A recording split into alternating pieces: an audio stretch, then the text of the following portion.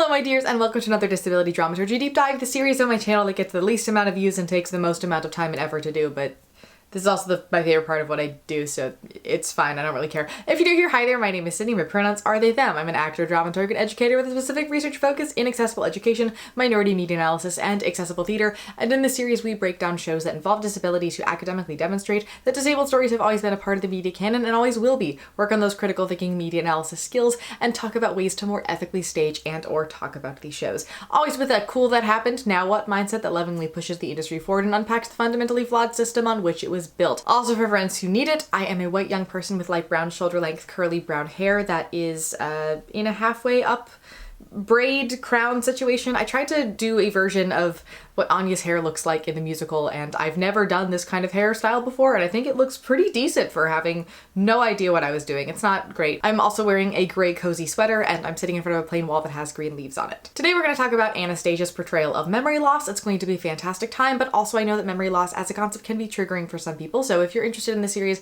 but don't want to hear about that particular topic, that's totally okay. If you head to the description, you can find my playlist of all of my other disability theater deep dives that I've done. Also, while you're there, you can find the link to my Patreon if you want to support me and get early access to what I'm up to, and you can also hit the like and subscribe buttons while you're there. Maybe leave a comment for the algorithm fairies, whatever sparks joy for you. I'm gonna be super real with you. I thought memory loss as a topic was not that triggering for me anymore, and I started this project and discovered that it is. So I will probably not be talking much about this side of disability representation going forward unless it's tied in with other things, because I feel like setting boundaries for self-care is actually really important unless you're really far into the sunk cost fallacy, of which I present you this video as Exhibit A. But yeah, I usually work in each one of these for about 2 to 3 months, so we're not doing that again. Anyway, the plan. We're gonna do a brief history of the show, go over the musical plot, talk about the actual history that it's loosely based on, talk about the animated film and also the 1956 film on which it was sort of based, and then talk about the narrative disability representation and what to do about the show going forward. It's gonna be great. Y'all should know the drill by now. So, Anastasia began its life as an animated movie in 1997. Well, Anastasia began its life when the real historical person, Anastasia Nikolaevna Romanova, the youngest daughter of the last Tsar of Russia, was born in 1901, but this particular version of a story that we're talking about today started as a 1997 animated movie. One that everybody, even myself in a short that I made like 3 years ago, thinks is a Disney movie, but while now owned by Disney, was not when it was created. It's from 20th Century Fox Animation, the first animated feature to be produced by their own animation division. It was produced and directed by Don Bluth and Gary Goldman, with music and lyrics by Lynn Ahrens and Stephen Flaherty. It has an almost identical plot to the 1956 Anastasia film, which we'll talk about later, but it kind of combined that film with elements of Pygmalion and then added a villain. The original plan was to have a sort of police chief with a vendetta situation, but they instead went for zombie Rasputin with a white bat sidekick situation. I think the reason everybody thinks it's Disney is because it kind of follows this Disney princess formula and how it's structured. It has songs and it's animation, made even more confusing by Disney's purchase of 20th Century Fox in 2019. And also, of course, most of the people who talk about this film grew up on it and were not at that time paying attention to what animation studio it came from.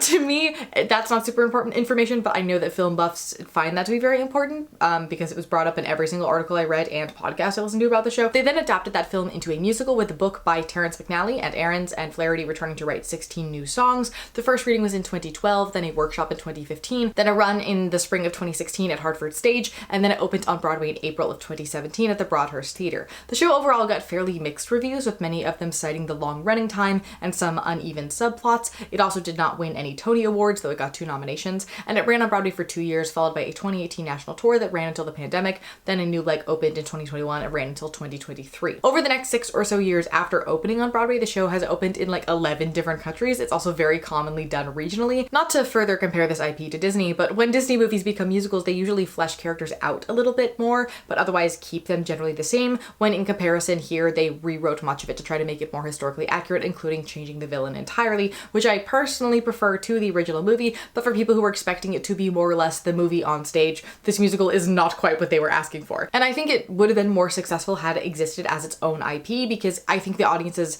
desire for nostalgia kind of shot them in the foot a little bit. The show begins with a prologue where we meet teeny tiny Anastasia. Also, I will be using Americanized pronunciations of the names to be in line with the source material we're discussing. I'm so sorry to all Russian speakers out there. And her grandmother, the Dowager Empress Maria Fyodorovna, who is about to move to Paris. Anastasia is very sad about this, but the Dowager Empress gives her a music box that plays the tune to Once Upon a December, which is their lullaby. We then cut to an older Anastasia dancing at a ball with her family in 1918, which is suddenly halted by the Bolsheviks invading their palace, and everybody tries to escape while being shot at. Anastasia goes back for the music box but can't grab it, and then we see the Dowager Empress learning the the entire family has been executed. We then transition to Act 1, which opens in 1927 with a song called A Rumor in St. Petersburg that is in the movie, but is infinitely more political in the show. Also, sidebar, most of the songs that I thought were new for this musical were songs that were actually in the movie, and most of the ones that I assumed were carried over were new for the musical. And that doesn't matter in the grand scheme of things, but to me, it felt like I'd been thwarted. I'm usually really good at spotting that. Anyway, so Rumor in St. Petersburg. They all sing about how in St. Petersburg, now called Leningrad, while the communist leaders are telling them that the revolution listens to them and they will together forge a new Russia where everyone is equal, everybody is actually not having a good time. Everything's terrible. They're all poor and starving and living in overcrowded conditions and waiting in line for bread. And the one thing that's keeping them going is the fact that there's a rumor that one of the daughters of the Tsar might still be alive. In this song, we meet con men Vlad and Dmitri, who plan to create a fake Anastasia and escape the country to Paris to try to get the reward money. We also meet Anya, a young woman working as a street sweeper who has a PTSD flashback to a car backfiring, thinking that it's gunfire, and Gleb, a deputy commissioner in the Bolshevik army who is super pro-communist and wants to redeem his father who died of shame killing the Romanovs by being a really good commie, but also he's infatuated with Anya and becomes more obsessed with her as time goes on. He's our antagonist, but he's not a very strong one. Anyway, we then see Vlad and Dmitri in an abandoned palace where they're squatting and they're having women try out to play the part of Anastasia, and all of them are terrible at it, and they send them all away and question what they're going to do. And then Anya enters saying she heard that somebody called Dmitri was at the specific palace and could help her get exit papers. We learn that she has been working odd jobs while traveling over 1,300 miles by foot across Russia, trying to be able to get to Paris because she knows somebody there is waiting for her, but she doesn't know who. And they're like, cool, you're crazy. And she's like, no, I'm not crazy. What? I've been in this room before. There was a play and everybody dressed beautifully, and she starts to get woozy, and so they have her sit down and they ask her if she needs food or water, and she's just very spaced out into a memory. And then they ask her what her name is, and she says she does not know, only that the hospital called her Anya and she had amnesia. And then they ask her to tell them what she remembers. So she sings In My Dreams about how she was found in the snow by the side of the road and brought to a hospital to recover, and remembers nothing before that. And then she went off traveling and working by herself, trying to chase the shadows of memory, the small snippets that come back to her in her dreams every night. She knows Paris is involved, and she hopes one day she'll get there and her memories will come back to her. She also alludes to having experienced great trauma that she can't quite make sense of. This song is personally my favorite part of the musical. We're going to talk a little bit about that later. At the end of the song, Dmitri and Vlad decide to make her their Anastasia. We now cut to the communist headquarters where we see the women who did a bad job of acting for the role of Anastasia telling Gleb about Anya being fake Anastasia, and he gets very angry at them and they all run off, and he sings about how the rumors of a surviving Romanov will never end. Then we're back to the palace where we see Dmitri and Vlad teaching Anya how to be Anastasia, and she keeps having moments where she knows something like extra about the things that she's learning, and they wonder where she might have gotten this information, or if she made it up, or if they told her and then they forgot that they did. And she gets quite frustrated with them for not treating her super kindly, and more generally just gets frustrated that she doesn't remember anything. And they tell her that it's okay to be scared, but also she kind of needs to get over it because they have things to do. Also, she learns how to dance, and she dances with Dmitri, and we start to see the building of some connection between them. And at the end of the song, Vlad speaks to her in French, and she suddenly responds in French, surprised that she can speak the language, and she starts to wonder if, could it be? Now, we cut back to the communist headquarters where Anya is brought in to speak with Gleb. She is reasonably nervous to be brought here. He offers her a cup of tea to try to make it seem less stressful. Not successful in that. He then tells her to leave your land of make-believe before it's too late, because pretending to be a Romanov is not just fun and games, and it puts her in real danger. And then he sings a song about how when he was young he heard his father and the other men murder the Romanovs and how he died of shame, but Gleb believes that he did the noble thing because a revolution is a simple thing and it's time for everybody to move on. And she's like, great, thanks for the warning. And he's like, call me by my first name. And she does, and then he puts his finger under her chin and he compliments her eyes, and she's like, I gotta leave now. And he's like, be careful. And then she leaves and goes to tell Dmitri that people are kind of onto them. While they walk and talk about this, some men, I guess they're friends of Dimitri's, tease him about having a girlfriend and tease her about being Anastasia, and she tries to leave, but the men attack her, and so she fights them off. I think this is in here solely for the narrative purpose of showing here that Anya is strong and like has been through a lot of things, and also to motivate the next piece, which is Dmitri and Anya bonding about how he grew up on the streets because his mother died and his father was sent off to a labor camp for being an anarchist, and how he's excited to leave the country, but also a piece of him will always be in this city because it raised him. This is via a song called My Petersburg. It's very gender affirming to sing when you're me. Highly recommend. But anyway, so they have this whole bonding moment to this conversation, and as a gift for how well she's been doing and all the progress that she's made, he hands her the music box that he can't quite figure out how to open that he bought off a guy for 2 cans of beans in the opening song, and I forgot forgot to mention it. But she suddenly is able to open it with ease, and Once Upon a December plays, and she spaces out into the dream memory of a lost December where she's being held and loved and singing this melody. And it's traditionally staged in such a way where we see the ghosts of her family appear around her, dancing like in the opening sequence, so it all kind of comes to life around her, but she can't quite grasp it. It's like they're ghosts that are halfway invisible to her. When she comes out of her reverie, she asks Dimitri when they can leave, and he says they don't have the money to be able to, and he's sorry, and she's going to need to find somebody else who can help her. And she gives him a diamond that she had hidden in her coat pocket that the nurse at the hospital had found sewn into her underclothes, and told her not to tell anybody about it until she knew that she must. As he happily hugs her because she has just bought their way out of the country, Vlad runs in saying the palace they were squatting in was raided and they need to leave now. So they run off to the station, they sing the song Stay, I Pray You about leaving their homeland that is so beautifully written, and also one of my favorite songs from the show because it's just gorgeous. And then they get on the train and they head out of the country. We learn that Vlad is excited to see Lily, the lady in waiting of the Dowager Empress, who he is madly in love with, and they had an affair together long ago. And other than nerves being kind of high, all seems generally well until a bunch of communist officers arrive on the train to look at papers to try to catch somebody illegally leaving the country. And then we hear a gunshot in the distance, and the three of them decide to jump off of the moving train and walk towards the Polish border. We then see Gleb talking about how the fact that they weren't caught on the train is just a temporary setback, and his superior tells him to follow her to Paris, and if she isn't the princess, bring her back to be made an example of. And if she is, finish the job of your father. And he starts to have this existential crisis because he believes the Romanovs should be dead, but he likes Anya and doesn't know what to do because he doesn't know if he can bring himself to kill her, and yet revolution is a simple thing, you see. Now Anya and friends have made it near Paris, and Anya goes to speak with the driver for a moment. Meanwhile, Vlad tells Dimitri that he can't be into Anya because as soon as she's accepted as the princess, he'll never see her again and it'll break his heart. And she returns saying that that's as far as the driver will go, but they just need to walk a little bit farther and then they'll be in Paris. So Dimitri and Vlad begin the walk, and Anya stays behind and processes all that's happening and sings Journey to the Past, the song that was her I Want song in the movie, but since it's the most famous song, they wanted to make it the Act 1 closer, so she gets 2 I Want songs in Act 1, which I'm not opposed to, but I do think it's very interesting structurally. After intermission, we return to see the three of them dressed all fancy and exploring the city. The opening number is Paris Holds the Key to Your Heart, another song I was very surprised to find in the movie.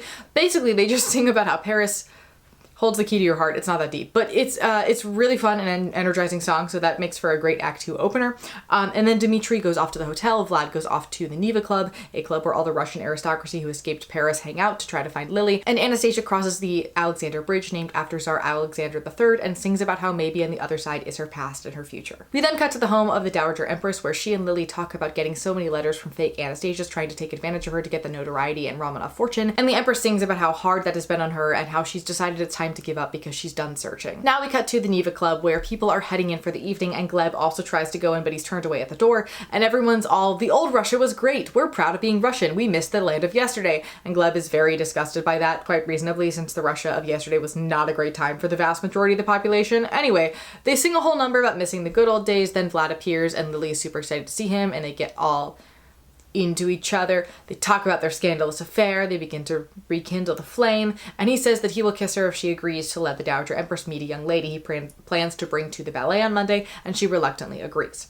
In the evening, Anya has a nightmare where she sees the ghosts of her family saying they won't go away until she remembers them, and she says, I don't know who I am, and completely panics until Dimitri runs in and comforts her, and their chemistry in the scene in the original production is just unreal. They have a little conversation about whether she actually might be the princess or not because she doesn't know, and he says that he wants to believe she's a little girl that he once saw years ago, and sings about how when he was 10 he went to a parade with huge crowds where the royals came through, and he ran after her calling out her name, and she smiled at him, and he knew that if he ever saw her again he'd be able to pick her out of a crowd. And he tells Anya to make that parade a part of her story, so she tries to imagine what it was like to be Anastasia in that moment, and then she says that she smiled at him and he bowed, and he jumps in shock and he's like, I didn't tell you that, and she's like, you didn't have to, I remember it. And then they sing together about how they'd be able to pick each other out of a crowd, and they very nearly kiss, but then he realizes what he's doing and he bows to her instead, calling her Your Highness. Now we're at the ballet. The score for the scene is super cool. It mixes together the themes of Swan Lake with the Once Upon a December theme, and basically we see Anya looking at the Dowager Empress, wondering if this might be the night that she finds her past and her future. Dimitri singing about how scared she is and how much he cares about her, but he needs to push past that because he'll never be able to have her, and the Empress wondering if maybe that is Anastasia but not allowing herself to believe it, and Gleb trying to gear himself up to kill her this evening even though his heart and mind are at war. After the ballet, Anya's introduced to Lily, who says the Empress may not want to see her, but they're going to at least try, and they walk off together. Vlad and Dmitri wait anxiously while it starts to really hit Dmitri that he will never be able to have her. But then Anya comes out angrily, saying the Empress refused to even look at her, and Dmitri gets ready to run and yell at the Empress for her, and Anya yells at him for taking advantage of her and making her believe that she was something that she wasn't, and then she runs off. Then the Empress walks in. Dmitri yells at her, saying he believes that Anya is the real Anastasia and that she wants nothing more than recognition and love from a member of her family, and how heartless can the Dowager Empress be by not willing to give that to her. And then he storms off. The Empress, in shock, tells Lily to take her home. In the meantime, we see Anya angrily packing up her belongings and yelling at Dmitri and Vlad for what they did to her and how used she feels, only to be interrupted by the Empress entering the room. They speak to one another. The Empress is quite harsh. Anya's very upset and somewhat disillusioned by this. The Empress gives her some test questions. Anya bursts into tears. They talk about loss and about not knowing who you are, and then Anya pulls out the music box and plays it, singing along. The Empress joins in and they hug, and she's clearly been accepted as who she truly is. Now we cut to a press conference where reporters are all harassing Lily and Vlad about whether the rumors are true or not, and while this is happening, the Empress is preparing Anya for the crowd and then asks her where her young man is, and she's like, he's not my young man. And the Empress is like, but he loves you and he refused the reward for finding you. And Anya is shocked. She realizes that she cares deeply for him as well, and then the Empress walks off, leaving her alone for a moment, but then Gleb appears with a gun ready to finish his father's job, but then he just can't do it. He acknowledges that she is the real Anastasia, and he says, I'm not my father's son after all, and then leaves. Lily, Vlad, and the Empress wait for her to arrive to be officially presented as Anastasia, but she never shows. We then see Anya run after Dmitri, who's walking off with a suitcase, and he tries to brush her off, but she kisses him, and then they walk off together. After that, we see two press conferences, one given by the Empress and the other given by Gleb, saying that there is no Anastasia, she was merely a dream, and it is time to move on. And then they all sing Once Upon a December together, and that is the end of our show. Now, as I said earlier, this is based on the 1997 film, and I had the utmost pleasure of watching this movie for the first time as an adult, which I think definitely shaded my opinion of it to some degree. I did, in all transparency, try to watch it once when I was maybe 11 or 12 because I don't think anybody's surprised that the Romanov sisters and the wider Russian Revolution were one of my special interests growing up. I feel like that's information you can kind of tell just by looking at my face. But precisely at the 5-minute mark, we meet zombie Rasputin, and I was so angry about the historical inaccuracy of that I turned it off. The plot is functionally the same, but the villain in this one is evil Rasputin and his bat sidekick named Bartok, who, after being exiled for treason, says the family will be cursed and they will all die. And then the revolution happens, and the Bolsheviks storm the palace, and Dmitri saves the Dowager Empress and Anastasia, helping them get on the train that Anastasia then falls off of and hits her head on the platform. Also during the sequence, Rasputin falls through ice over a river and dies, except he's an undead zombie guy wreaking havoc for the rest of the film. Here's the thing. If any person in history were to actually be a zombie, Rasputin would be my first choice because he literally would not die. But this does feel like maybe they took that a little bit too far. But he's all mad that Anastasia didn't die, so he makes it his goal to make that happen. And so they do a lot of sabotaging things like messing with the train and trying to get her to sleepwalk off of a ship. And they have a big confrontation at the end, and he ends up getting attacked and destroyed by demons, as you do. Also, the historical timeline makes zero sense, and Anya has a dog whose name is Puka, which functionally translates to a version of the word fart in Russian, which, you know. But overall, the general plot is the same. They just added a lot of songs and extra exposition to draw out another 45 minutes, and then they replaced Rasputin with Gleb. Before that was the 1956 movie, which stars Ingrid Bergman, Yul Brynner, and Helen Hayes.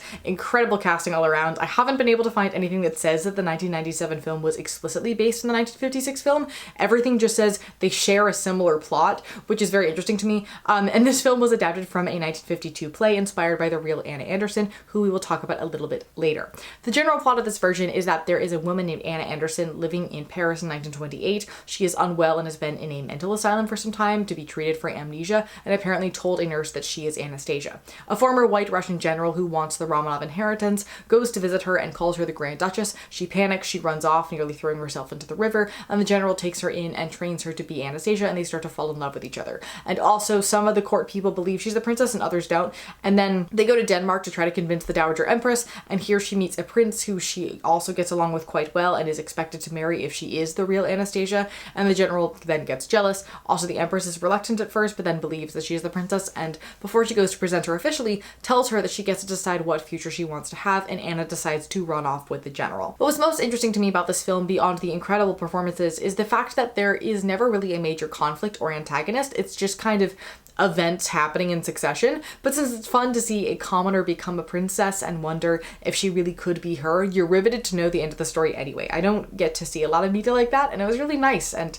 not stressful, which I really enjoyed. I definitely would have loved this movie a lot if I'd seen it when I was a little kid. I also liked how she was rather sickly in this one, and also seemingly crazy and treated as such to a degree that they don't do in the other versions. And I understand why, because it means that you take her a little bit less seriously, but I kind of like that depth of confusion around her personally. There's also a scene where they're trying to prove that she's Anastasia by pointing out the fact that she has scars from bullets on her hands and a dent in her head, which describing somebody as having a scar in each palm of their hand and one on their head is super indicative of Jesus on the cross imagery in a way that makes her a survived martyr of sorts, which really ties into the fact that this pro-imperialist story was used primarily as Cold War propaganda, but we'll get back to that in a bit.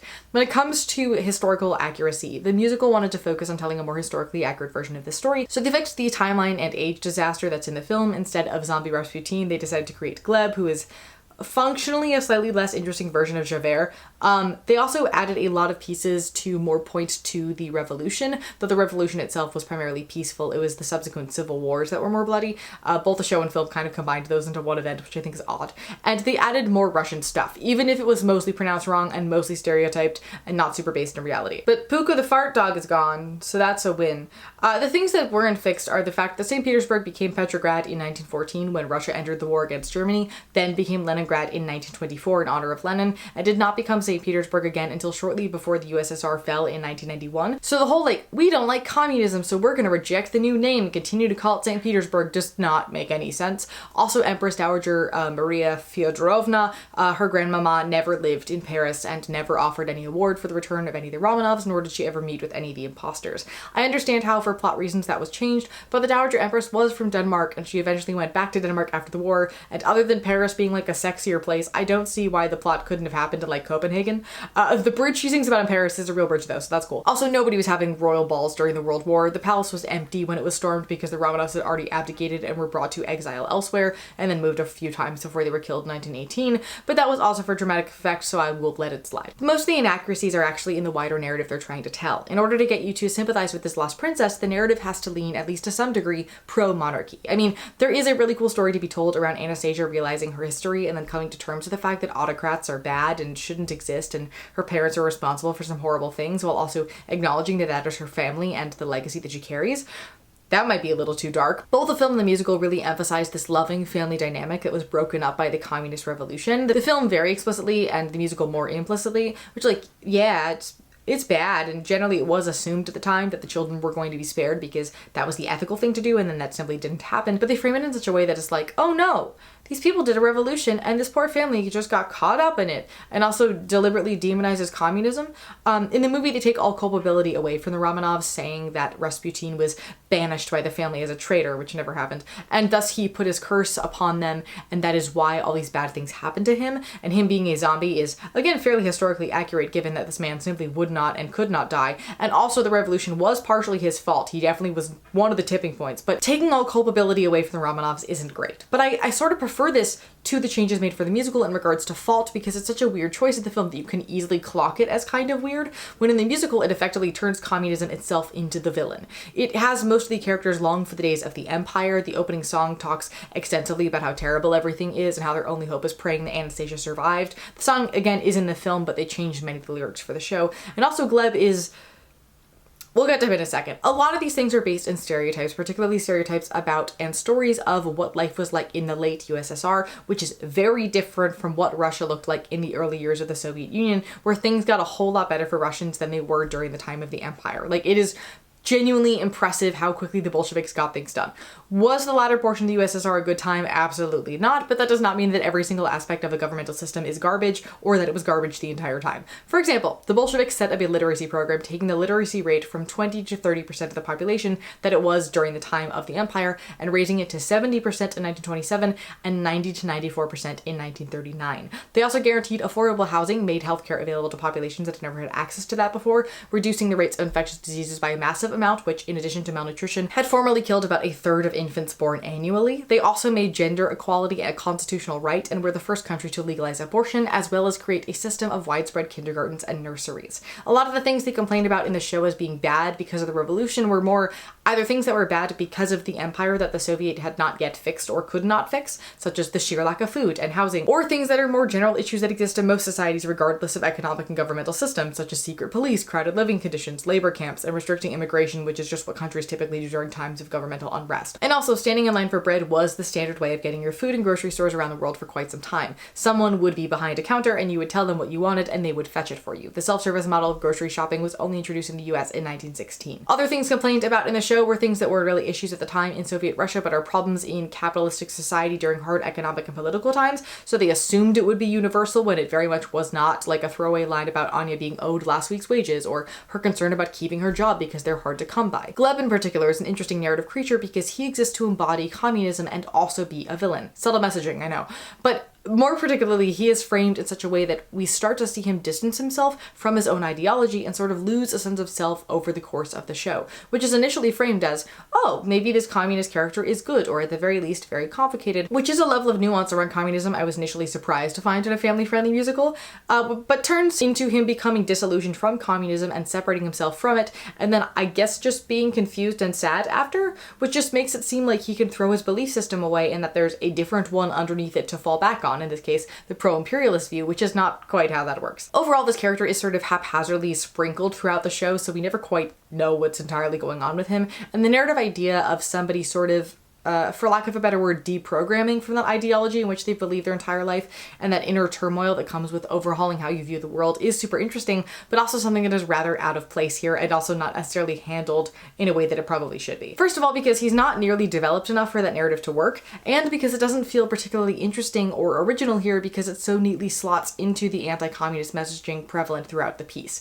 But also the fact that his ideology, all of the things that he says about, like, communist theory, are not what communist theory even is. Like, maybe he just grew up in a strong propaganda factory or whatever, but there is no universe where a deputy commissioner in the Bolshevik army has never sat down and read the Communist Manifesto and or any of Lenin's writings himself. There is simply no way. The whole "a revolution is a simple thing" mantra that reappears throughout the show is just simply untrue. There are so many communist writings about how revolution is not overthrowing the current government as you will create a power vacuum, but instead replacing the governmental structure from the ground up and giving the power to the working class, which is very complicated, which is why everybody wrote about how to do that, because it's complicated and it's not a simple thing. The "love's not what a revolution's for" lines in particular are also fascinating because, like, love is the driving force behind that ideology, the idea that everybody deserves to be treated like a full and complete human being. Love is very much what a revolution's for. There's also the "if my father asked questions, well, where would we be" line, which is also somewhat antithetical to the political ideology at hand because communism is all about critical thinking and intellectual thought. And equating communist ideology with fascist ideology is a thing that happens a lot and is not great, and this very much furthers that. So overall, just a fundamental misunderstanding of how communism works, which makes the fact that their character's entire personality is communism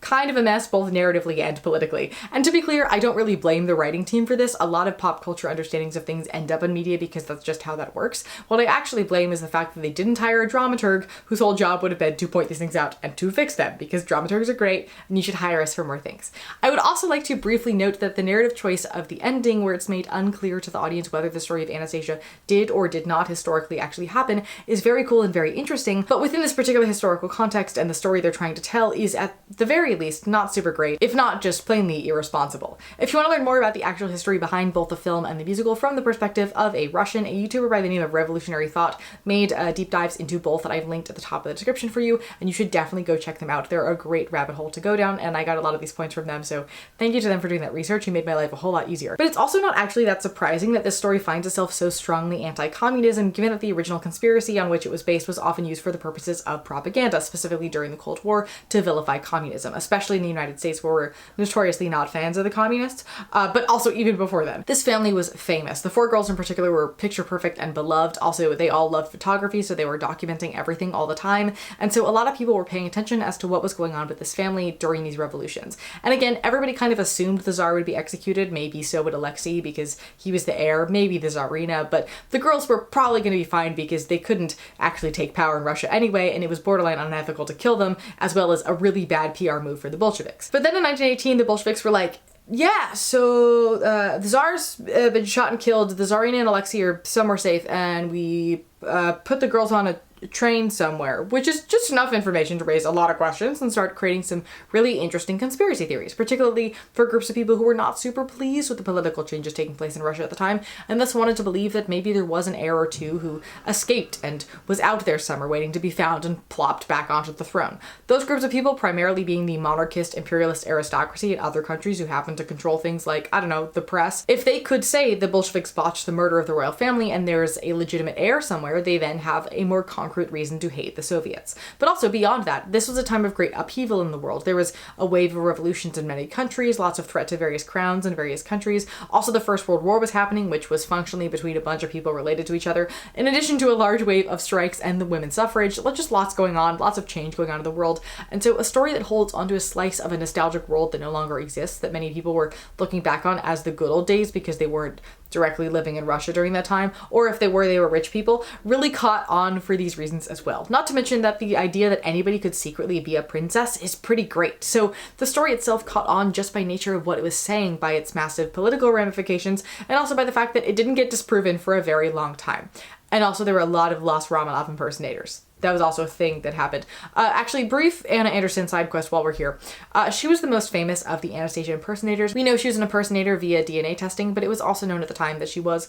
Many people close to the royal family said she was not the real Anastasia. A lot of stories about her frame her either as this crazy woman who truly believed she was Anastasia, or as some excellent con artist. I personally don't think either of those are super fair takes. Her real name, and forgive my pronunciation, was Franziska Szankowska, and she was a Polish munitions factory worker. Her fiance had been killed in the First World War, and then she suffered a head injury after a grenade exploded and killed a colleague in front of her. After many years in and out of an asylum, she jumped off a bridge in Berlin in an attempt to take her own life, but was instead rescued and institutionalized once again. The people at that asylum said she refused to give her name and spoke German with a Russian accent, and in 1922, a fellow psych patient claimed that Franziska was Tatiana Romanov, which then spread to the Russian emigre community, and some people came to visit her, one of whom said she was too short to be Tatiana, so then it was said she was actually Anastasia, and then she sort of became a political pawn that people felt that they should take care of in case the monarchy were to return to Russia, and maybe she was real, because then they would be in the good graces of said monarchy. To some degree, I have a feeling that she had some autonomy over what happened. I don't want to paint a picture of like mentally disabled people don't have autonomy over their lives and are responsible for their actions, but I do think this is a situation that is super, super complicated and probably not super fair to her, because clearly she was on some level being used and taken advantage of by other people, and frankly continues to be in how we tell her story, which makes me quite sad. But back to why this escaped Romanov story caught on. The announcement of the death of the Tsar came out in 1918, shortly after the murders happened, but there was a great deal of misinformation and conflicting stories that came out after the fact to make sure that nobody quite knew what was happening. So by the time the Soviets acknowledged that the entire family had been killed in 1926, that still wasn't entirely taken seriously, especially since the bodies had all been destroyed, so there was no proof. Their burial site would not be found until 1979 by a random dude who decided to keep that finding a secret until the 1991 fall of the Soviet Union, when the bodies were exhumed and they found everybody except Alexei and one of the daughters, who remained unaccounted for until 2007. The combination of the fall of the Soviet Union and the locating of the Romanovs and the fact that the two were missing in the early 90s brought this whole story back into the cultural consciousness once again, and that's kind of how we ended up here. Now, before we dive into the disability narratives, I do want to talk a bit about how my feelings have changed on the show over the course of my journey with it. I think that's important to some degree, because Anastasia and I have quite the history together. I saw the national tour of it when I was in high school, and I vividly remember being thrilled that somebody had the idea to combine musicals and princesses and the Russian Revolution into one thing. It was like a special interest crossover episode. It was wildly exciting for me.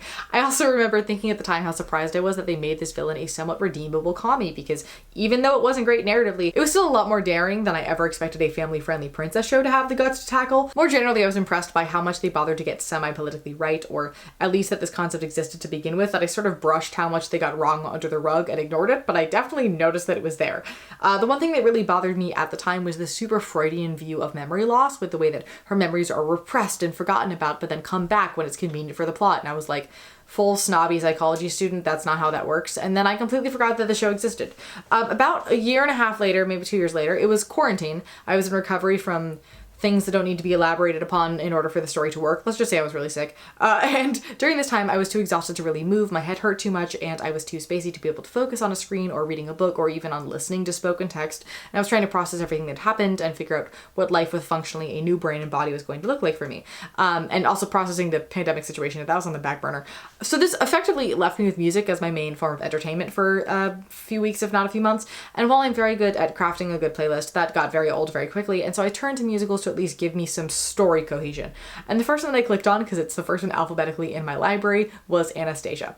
And in listening to it, I suddenly was being given words for some of the things I was experiencing that I was unable to parse through on my own, which I then brought to my therapist at the time, and we were able to finally start to unravel what had happened to me and actually make an accurate recovery plan. And after that point, I sort of held on to Anya for dear life because she made me feel less alone and was also kind of my only guide for how to handle situations, because I'd never seen any young people in media before who had memory loss. Now, this time around, over the past couple months, I've been looking into this a lot more analytically than I was looking at it either time before. I also know a lot more about media representation and the construction of narrative and of a musical than I did back then. And while I still have a special place in my heart for it, I'm also very aware of how its political narratives are very much based in negative sort of pro-Romanov stereotypes that erase the really cool history that actually happened during that era.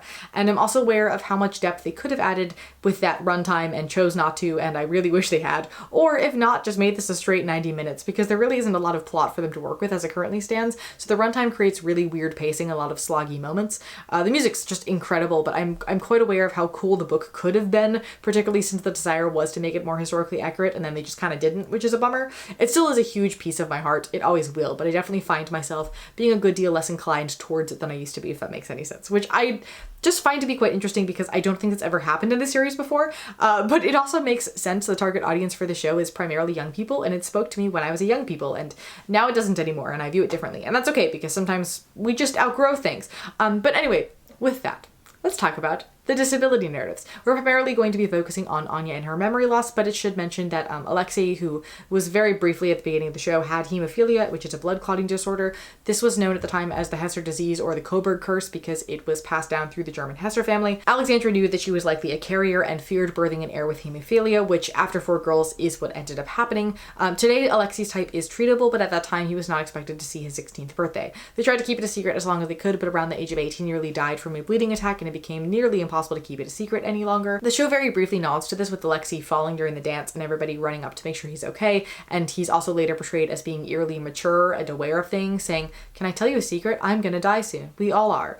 And when it comes up in media, it's usually in this very precocious, unsettlingly fragile, almost Tiny Tim-esque way that is not my favorite. But I do think it's interesting that historically, the reason Rasputin was able to get so much power over this family was because Alexandra was so desperate to find any sort of treatment for her son. That was a very strong vulnerability for them, and this man was able to use that to his advantage, which is a thing we talk about historically a lot around various like quack doctors and cult leaders and televangelists and such, using their supposed curing of disabilities as a way to prey on and gain control over people. And this is a case where that happened so incredibly publicly, and I don't think is discussed nearly enough within that lens. I also think that the Russian people had every right to be angry at her for letting that happen, but the fact that she was a German during a world war against Germany did not aid in that at all, and I do wonder how that overlap made the political situation there even worse. Also, just for thoroughness sake, what Rasputin did or did not do to help Alexei is kind of unclear still. It seems like some semblance of placebo effect and confirmation bias, as well as his calming atmosphere when everybody is panicking, and he told the doctors to stop bothering the boy, as well as to stop giving him aspirin, which would definitely help things as well. I should also mention that their mother had a semblance of some chronic illness or disability that's somewhat unclear, but she did have frequent fatigue and migraines and often used a wheelchair. I would imagine that having 5 children, praying each time that it was a boy and not getting one, but also having the terror of hemophilia, plus the stress of being an empress, would do a number on a person's body. She is also not in the show enough to warrant an actual disability discussion, but in regards to pointing out forgotten disability in history, I do want to make sure that I mentioned that. I also want to, again, honor that Anne Anderson was a mentally disabled woman who is also a very important part of history to some degree. But anyway, let us discuss Anya. So I mentioned earlier that the first time I saw the show, I was all like, that's not how memory loss works about it. I was in intro psychology at the time. My teacher was super anti-Freud and just like everything he said was wrong, rather than some of what he said had some ideas behind it that we have more evidence-based language for today, but most of what he said was wrong take, which is actually the correct one. I made a video about Freud a while ago. I definitely lost brain cells making it. I'll link it above. Basically, I saw the show and I was like, you can't repress memories. That's not how that works. So this is wrong. And it's not, when we're talking about Freud's theory that in order to protect itself, the brain will just decide to shove memories into a box and lock it and throw out the key as a defense mechanism. which is not the same thing as gaslighting yourself into thinking something didn't happen. It's the cleanup crew from inside out seeing a specific memory orb it doesn't like and chucking it into the memory dump that can never be retrieved again, except Freud knows what you're subconsciously thinking about it because he's Freud. That's not a thing. You may not realize that there are things that are at the root of something else that you may halfway remember, but think more about the butterfly effect from that thing rather than the thing itself. But those are not the same concepts by any means. What is a thing, however, is dissociative amnesia. And this is a situation where a person may forget key information, often caused by trauma, that can be brought back fairly easily given the right external cues. The best way I can describe it is imagine that your brain is a file cabinet, right? And when a normal day is happening, videos of each event of the day get filed away neatly into each respective location where they're meant to be stored. And then when a traumatic thing happens, there's no time for the neat recording or the filing, and also most of the energy goes towards not dying, so there's also no resources for the neat recording or the filing. So instead of recording everything, your brain just takes a bunch of different disjointed snapshots of different things and it chucks them all in the direction of the filing cabinets in hopes that one day they'll end up in the right spots. But while those things are being frantically put away, they're not going into the right spots, and other things in the cabinet are then getting mixed up, and a lot of it just ends up piling on the floor. And like, are those things lost forever? There's no way of knowing. They very well could be on the floor of the file room, which is an entire disaster and may never be seen again. And since everything is disorganized and disjointed, it can feel like that event was dreamlike and detached from reality. Sometimes the brain will stay like that because it struggles to remember how it filed things beforehand, so it continues to file everything via the chaos way it did during the trauma thing, so everything feels dissociated and confused. That's known as depersonalization derealization disorder, or DPDR. Also, sometimes the fact that there's so many files all over the floor makes the brain feels like there's huge gaps in memory, and that's dissociative amnesia. And if something from the outside pulls a piece of a file, suddenly you can pull that memory up again fairly easily. Also, because the files are chaos, usually the filing of future information is going to be less effective than it used to be before the traumatic event, and subsequent filing chaos happened because the brain just can't quite catch up all the time. That's not a perfect analogy, obviously. It's a little bit of an oversimplification. That's not exactly how encoding works, but it's the best way that I've been able to describe it in a way people tend to universally understand.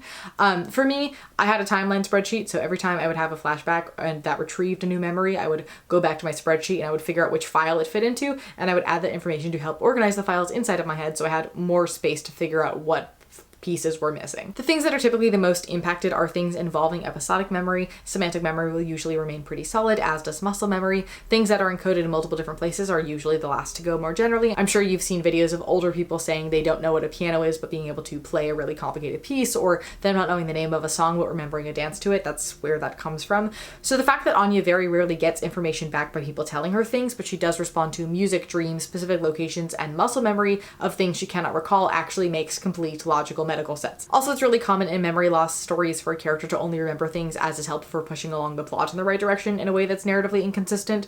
Dory from Nemo is a fantastic example of this. And they don't really do that much in the show beyond the in a crowd of thousands moment. It feels more organic and random. Many of the facts she suddenly remembers are small, like how someone had a yellow cat, or she doesn't like stroganoff, or that somebody was tall. She hears something in a different language and responds back in that language, not knowing she spoke it. That's also a thing that can happen.